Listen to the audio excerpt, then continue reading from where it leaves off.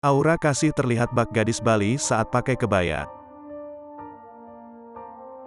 Lama tak terdengar kabarnya, artis Aura Kasih mendadak jadi pusat perhatian warganet setelah mengunggah satu foto mengenakan kebaya adat Bali. Meski berstatus janda anak satu, tak membuat Aura Kasih hilang pesona hingga terlihat bak gadis Bali saat memakai kebaya adat berwarna putih tersebut.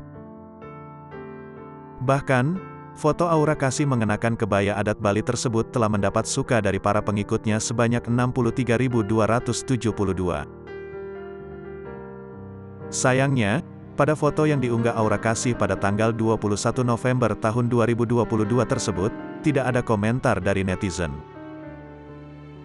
Hal tersebut lantaran Aura Kasih menutup kolom komentar di unggahan tersebut. Sehingga, para penggemarnya pun hanya bisa menyukai foto yang diunggah Aura Kasih tersebut tanpa bisa berkomentar apapun. Berbeda dengan foto yang diunggahnya pada 3 hari lalu atau pada tanggal 25 November tahun 2022. Mengenakan dress mini berwarna ungu, Aura Kasih berpose di satu tempat. Foto tersebut juga tak kalah banyak disukai netizen.